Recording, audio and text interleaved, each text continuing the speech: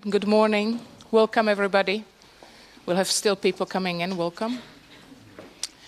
My name is Maria Hlavajová. I'm Artistic Director of BAK, Basis for Actuele Kunst, and I would like to welcome you to this two-day-long seminar within the series of the Posthuman Glossary.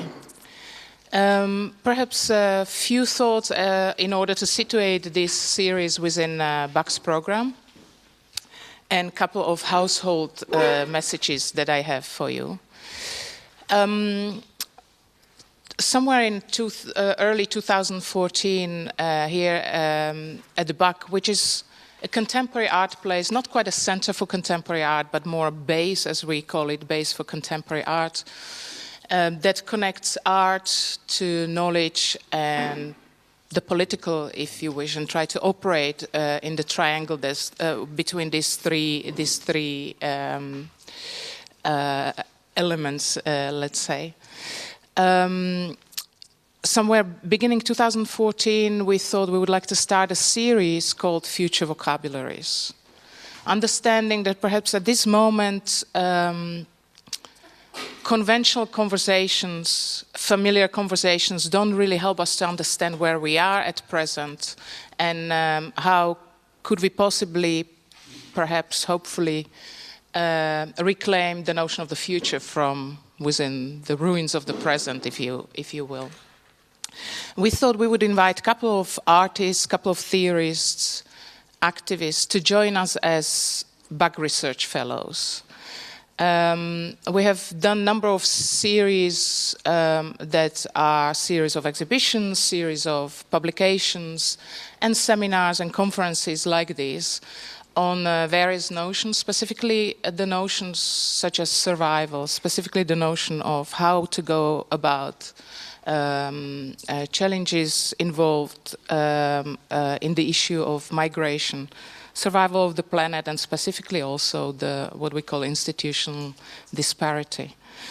We turn to Rosie Braidotti, who is the director of the Center for the Humanities at the Utrecht University, asking, could we envision a series within this future vocabularies together? And Rosie has been so generous to step in and propose the series that's called Human, Inhuman, Posthuman, within which a number of exhibitions have been and still will be realized, but specifically this series of seminars that lead to a publication called the Posthuman Glossary. I offer the floor to Rosie in 1 minute.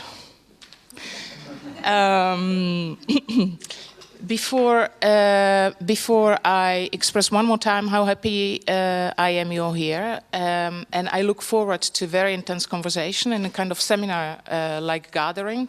However, as you see, we do have microphones that always create some sort of barrier, but it's for the purpose because we're recording these sessions for the archives of this. So please be aware of that I'll be jumping towards you with a mic whenever you want to say something, and you're welcome to say something anytime you wish, you want. I realized last time it was slightly odd and awkward to ask anybody to switch off the phone, so I'm gonna skip that step. And instead, I'm going to offer you ways how to connect to the network in case you need to do precisely the opposite and switching off your mobile devices. The digital network here is called BAK Guests, and the password you need to use is precisely the same as the name of the network, BAK Guests, one word. And this is the moment, Rosie. Thank you very much. Good morning. Very nice to see you, some of you back and some of you for the first time. Does this thing work? And thank you, Maria, for that enlightening and generous, as usual, introduction. We thought of these 4 kind of events, 4 plateaus, 4 rhizomic extension of a central question. How do we speak about something that could be called the inhuman, non-human, posthuman predicament, if that is even the series of terminologies that we need. The assumption is a real explosion of work around this cluster of ideas, both in the world of scholarship and in the world of the arts. I'm just back after a disastrous train journey, Germany is not what it used to be, from Kassel, where almost overnight they put on an exhibition called Inhuman, just like that, Inhuman, with really interesting artworks verging between the digital, the ecosophical, the catastrophic, the delirious, you artists, and a very interesting symposium trying to deal with this. We have just finished here at the back the Anthropocene Observatory, which was the launching pad for this whole series, curated brilliantly by Maria about how do we speak about extinction and the end of the world, to cut a long story short. I know that Witte de Wit in Rotterdam has right now a show called Not Index in the Human. And if I were to go around the room, I'm sure that you could come up with at least one or two places where right now this issue of the human and human is being debated. It is a real proliferation, explosion of both discursive and aesthetic practices. Aesthetic is the wrong term, but you know what I mean. It means that the human is up for grabs. If you do a very basic Foucauldian analysis of this, there is a discursive excitement here that probably expresses and conceals a troubled, contested, and critical moment. What is the basic unit of reference for what we could call the human? Last time I spoke about two significant academic developments, just to give you an idea. Oxford and Cambridge, the eternal tug of war between the top universities in the world. Oxford, the transhumanists, led by Nick Bostrom, have created the Institute for the Future of Humanity. Millions of pounds of investments. Lisa, whom I salute in the audience, knows all about it. The agenda is transhumanist. It means human enhancement through brain-computer interfaces connected to computational networks. Analytic philosophy and clinical psychology. And they are serious about it because it's Oxford, they get robotics money, and the theme of this is the future of something that we call humanity. Cambridge is answered with the Center for the Assessment of Existential Risk, which is a little bit the soft component of the same thing. What risks do we run if we let the human brains interface directly with computer interfaces and computational network? What risks does the Earth run in the era of the Anthropocene? So risk assessment, the big Ulrich Beck and beyond, and absolutely exhilarating transhumanist enhancement. This is Oxford and Cambridge. We're not talking about Ohio Stick Teaching College here. These are the best universities in the world. And the idea of a mutation of the order of the human, a catastrophic mutation in the planetary balance, is absolutely on the card. We could continue, and I've written several post-book pieces to try to document this particular moment. Our issue here, having been blessed with the cooperation with the BAC, using as the lead, the question, what kind of research is art practice? Our challenge is to look at the terminologies, at the glossaries. How do you call it? It's an all theological discussion, really. How do we refer to God? How can we name the unnameable? Do you call it extinction? Do you call it just a crisis? Is it a business opportunity? Is it, as we heard Bruno Latour say to us, is it the end of modernity? Latour loves putting an end to modernity, no matter what. Etc., etc. So the idea of a glossary, the idea of coming to a synthesis not in terms of policy making, which is what our governors would like us to do, not in terms necessarily of a methodological or conceptual consensus, but something around terminology, something around a glossary, key terms, and a new entente cordiale about how we should go about referring to these issues. So here we are with the eco-sophical moment, which is already a very pointed choice of terminology, and we will hear more about it from our first speaker, referring roughly to what people would call the environment, when we still use that language. And in scholarship, it is a booming field. The environmental humanities are next to the digital humanities, the fast-growing market in academia, the sort of sustainable humanities, also called green humanities. And we heard last week in the course of the first session that the green humanities seem to now have split into the humanities that deal with the earth, and they stay green, and the humanities that deal with water have called themselves the blue humanities.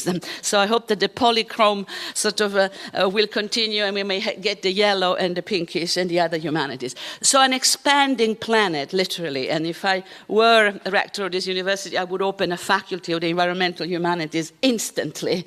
And of course, our German colleagues have done so in some ways with the Rachel Carson Institute in Munich and massive investment in the Anthropocene project in Berlin, 50 million euros, if I remember correctly, that the German government has put into trying to think the issue of the environment. Somebody better talk to The Hague and wake them up if we could.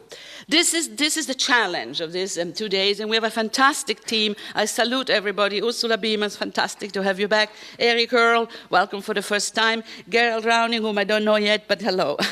Great team of people that will help us sort of steer a course through green and blues and other variations of catastrophic post-unitary humanities. My fellow chair for the day is Professor David Pascoe, whom I also salute, is there writing his memoirs.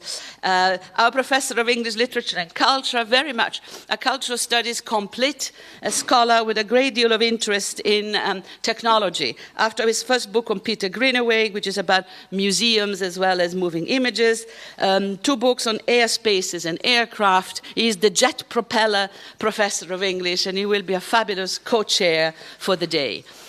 Welcome everybody. Grab a sort of a piece of floor at this point. I don't think you have anything else. Okay, if we agree, then I would like to introduce, and you do have all the details in your program, so study them attentively and Google them as they come. But Rick Dolphijn, very much my right hand man at the Center for the Humanities, assistant professor at in our new media program, but permanent fellow of the center, schooled in French philosophy with a distinct preference for Deleuze and Guattari, has translated Guattari into Dutch, and we have curated many things together. We've even got a first book co-edited together, This Deleuzian Century, Art, Activism and Life. Very much one of our own, and we'll introduce ecosophically a theme that is very dear to his heart, the theme of the day. Rick Dolphijn. You're speaking from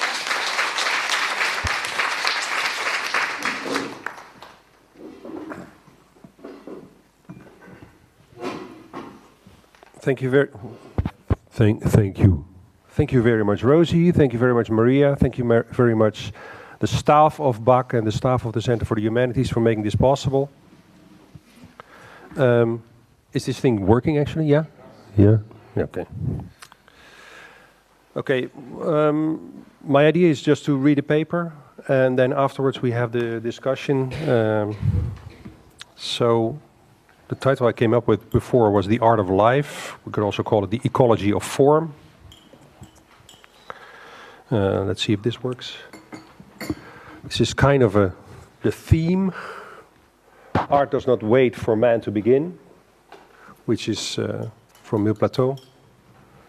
And what I would like to achieve here is kind of following up on what Rosie mentioned in her introduction already, to think from a human to a post-human intelligence. So that's quite a goal. I only have a few slides, it's just decoration. So this is what I'd like to start with. This is an image of the Difflugia Coronata. And I will read this text to start with, which is next to it, but It is a sphere composed of a few hundred stones cemented together with a large circular hole at the bottom. The top of its dome bears 7 or 8 sturdy spikes, each a cairn of stones, larger ones at the base. The smallest at the tip created a sharp point. The most distinctive architectural detail, the one that gives the name to the species that builds it, is the collar to the circular aperture. It is a pleated coronet constructed from particles too small to be distinguishable from the cement that binds them. The diameter of this whole dwelling, for that is what it is about 150 thousandths of a millimeter. It has micrometers written mu/m. Smaller than the full stop at the end of this sentence, and then I'm talking about this sentence, by the way. That's already much bigger, of course. It is the portable home of the Difflugia Coronata, a species of amoeba. The Difflugia Coronata is not an animal. It is a single-cell creature that feeds and reproduces, but it has no nervous system and thus no brain. Academics interested in animal architecture, like the quoted Mark Hansel, have difficulty explaining how such a simple organism is capable of creating or inventing such a complex form. Hansel's analysis raises a series of questions. A crucial one concerns the necessity of having a brain when it comes to realizing beauty. Hansel and many others in the field have long wondered how relatively small-brained animals, like weaver birds, are able to create complex patterns, and how honeybees make perfect hexagons. Every time behavior and interaction with outside materials is considered to be a consequence of thought, or caused by a brain, however small this brain might be. Not only those interested in animal architecture have problems with complex yet brainless cytoplasm. Neurophysiology, of course, also has difficulty accepting this, as a recent uproar in Nature shows us.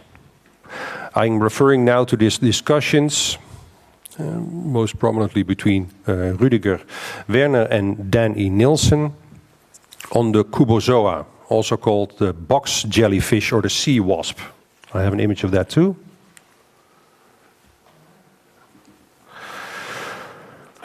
It's called the box jellyfish or the sea wasp, though the creature are neither family to the jellyfish or to the wasp, of course. Cubozoas move most elegantly, rapidly, and react with great refinement on their environment. They are fierce hunters, deadly hunters even. They have an elaborate sensory apparatus, most remarkable for the complex eyes. This is, it looks really silly. This is where the eyes are. This is a close-up of the eye, and in the middle you see camera lenses that come very close to ours.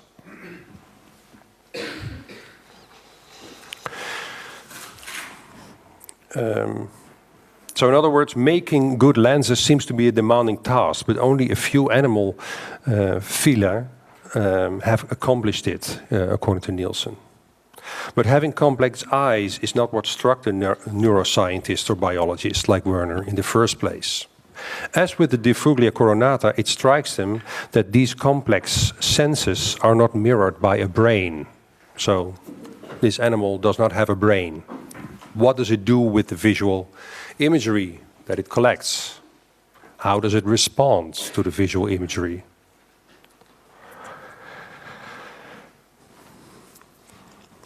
In an online lecture entitled How the Mind Connects with the Body Neurologically, neurobiologist Antonio Damasio implicitly commented on the issues raised above very elegantly by stating, this is a quote from Damasio, "We have a brain for a very interesting reason. We have a brain because with a brain we can run the economy of the body in a better way. Throughout evolution, you have organisms that are bodies without brains, and they do a pretty good job of running their economy and running their life." End of quotes.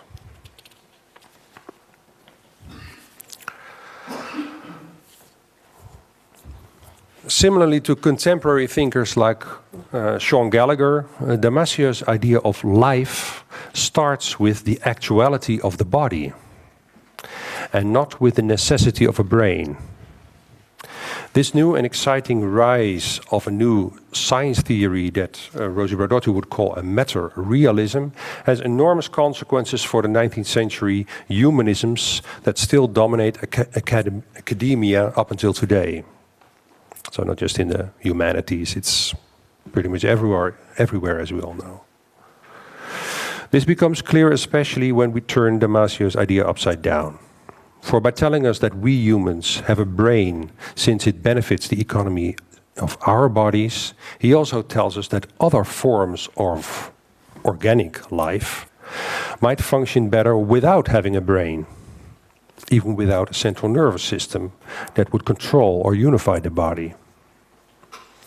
Life is capable of creating a brain, and thus it is also capable of not accomplishing these things of which it is capable. Starting from such a principle of contingency, thus by no means ends up in an instability, but rather allows us to rethink, in this case, the actuality of the body from a much more liberal perspective.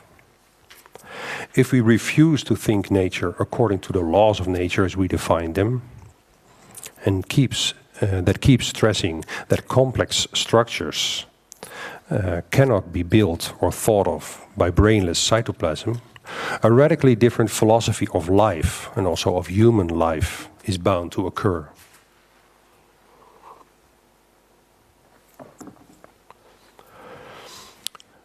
Damasio's actuality of the body finds its unity by means of feelings, affects, and fears.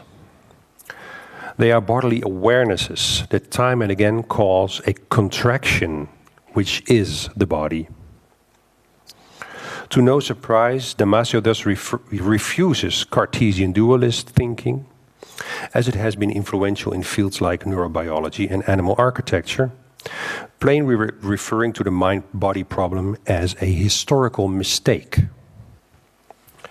Turning to Descartes' contemporary Spinoza instead, for whom the mind is nothing but an idea of the body, Damasio allows us to think the body not so much as that which is unified as one because of a central nervous system, but much more as that which feels as one.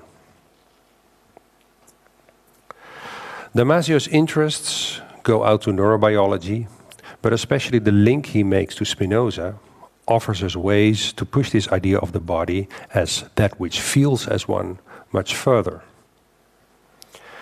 Deleuze already told us that Spinoza offered philosophy a new model, which is the body. And it is from this model, from the body, that Spinoza allows us to ask key questions of life. Crucial for this model, though developed in the mid-17th century, is on the one hand its topology, its fractal logic, which says that any individual is always an aggregate of individuals ad infinitum.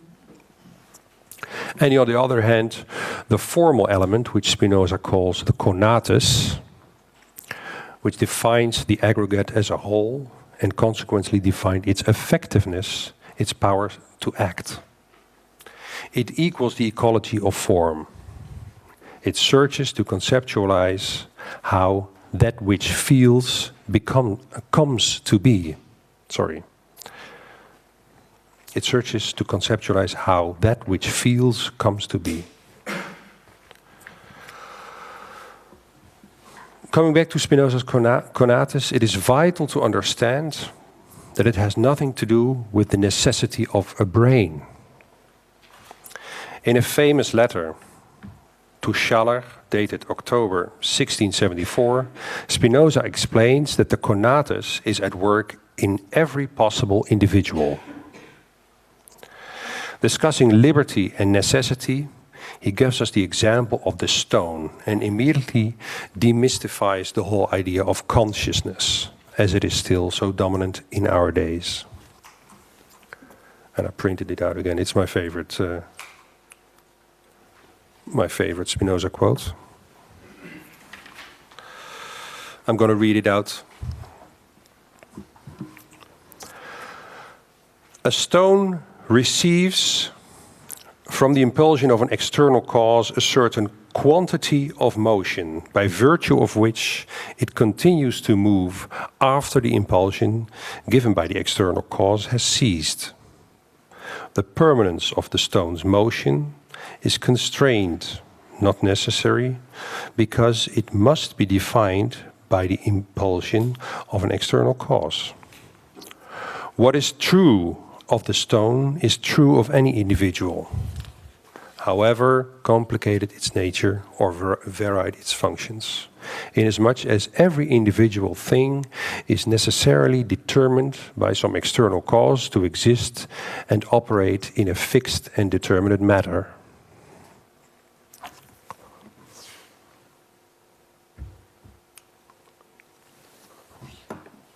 Second part of the quote.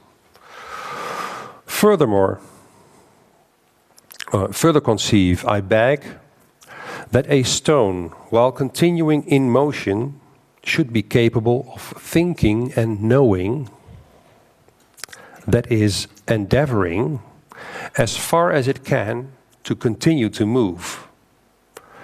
Such a stone, being conscious merely of its own endeavor and not at all indifferent, would believe itself to be completely free and would think that it continues in motion solely because of its own wish. This is that human freedom which all boast that they possess and which consists solely in the fact that men are conscious of their own desire, but are ignorant of the causes whereby that desire has been determined. Thus an infant believes that it desires milk freely. End of quote.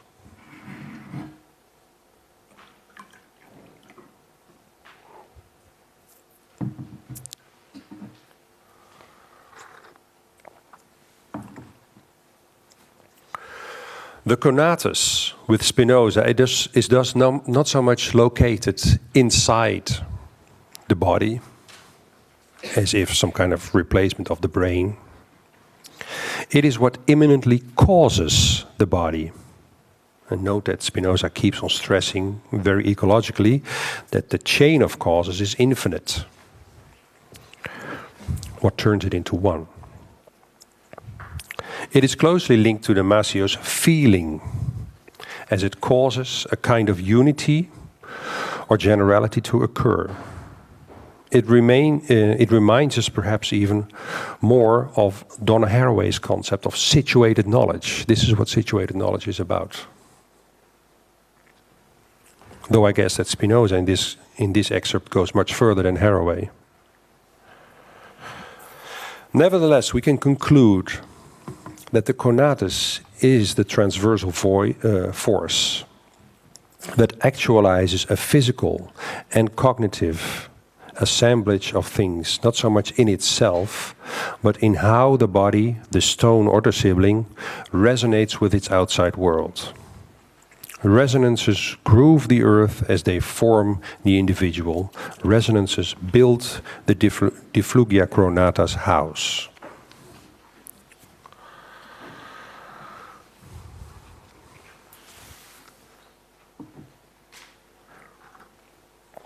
Today, Manuel de Landa offers us a brilliant Spinozist reading of the art of life.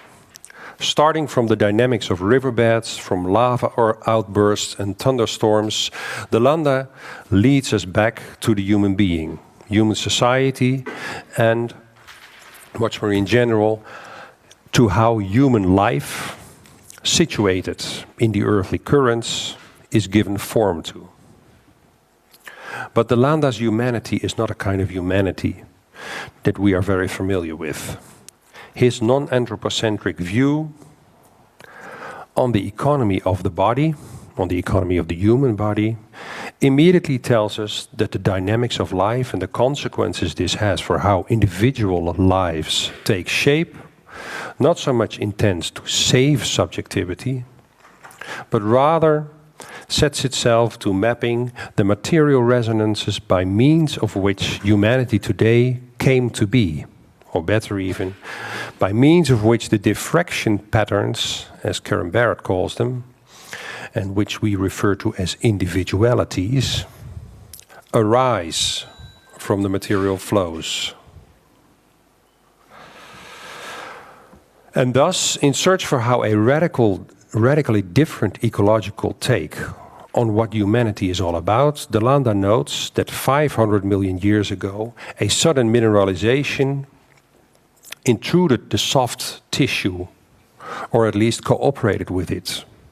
The mineral world became part of life ever since, as an intricate part of its oneness, creating new forms of life previously unknown. A new life should not be reduced to the organic or the anorganic matters from which it came to be.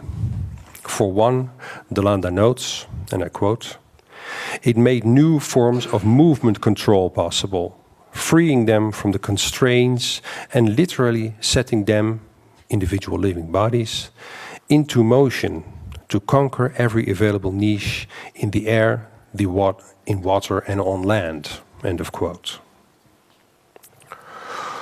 Of course, we should read the dwelling of the Difflugia Coronata as a similar means for the amoebe to enlarge its power, to increase its strength, its health, its oneness. This particular life, in the ongoing experiments of inclusion and exclusion, resonated an intricate new form of movement possible in this particular alliance with the mineral world. The Difflugia Coronata just as well shows us that life is not locked up in a thinking organism, but functions in the permeating of the organic and the inorganic. And De Landa himself deliberately used the term non-organic in order to confuse the opposition even more.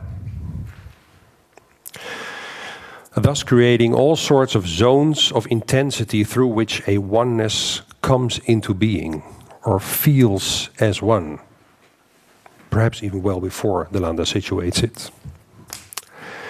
If we claim that the Difflugia Coronata and its dwelling should not be thought of as an opposition, or the organic versus the anorganic, a hierarchy, the organic versus the unorganic, and a correlationalist dualism, the organic necessarily has to think the anorganic in order for the anorganic to be true, which is a Measuian claim. There is no reason to define extension in terms of us humans by a living organic body, a subject, separated from that which surrounds us, an object. But De Landa goes even further than this when showing that in many ways the process of individualization that conclude into the human being are not too different from those that end up with the Difflugia Coronata.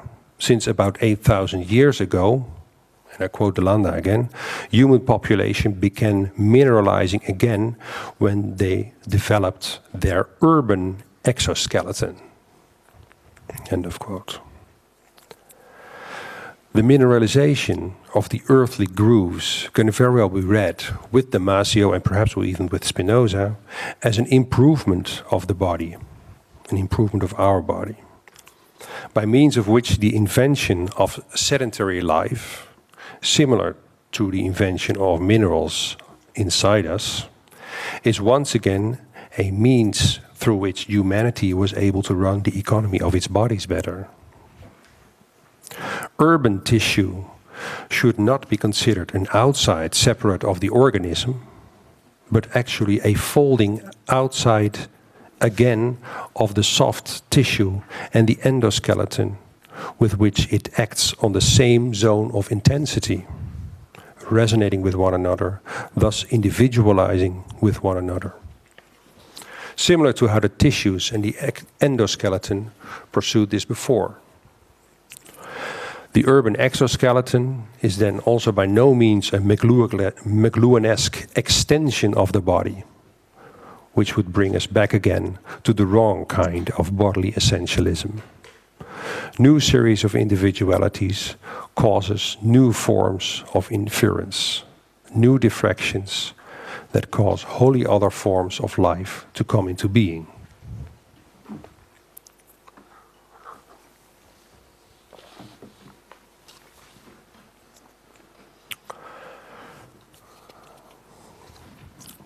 Architectural theorist Lars Spuybroek, his abstract materialism, as he calls it himself, practices an ecology of design that wards off the modernist idealism that dominates not only animal architecture, but architecture as a whole. Loos and the Bauhaus, but also the postmodernist movement that still rules design today, all pledge allegiance to the abstract Cartesian line, as Borowski-Lacour calls it, and the white cube that it pushes forward, an ideal space that cannot be felt, that can only be thought in absence, in non-presence. Spuybroek's emphasis on sympathy instead, which instead is a form of resonance, a co-movement, or, and I quote Spuybroek here, what things feel when they shape each other, end of quote, rewrites architectural history radically, not as a history of objects outside us, of the built environment for us to judge, but very much in line with Delanda's neo-materialism, as a history of the reciprocity between the different zones of intensity, of different lives, of different bodies, as they form from the surfaces of the earth. Another quote from Spuybroek now. Sympathy revolves around a certain immediacy, not the neuroelectric directness of sensation, however, but the more elastic immediacy of feeling, end of quote.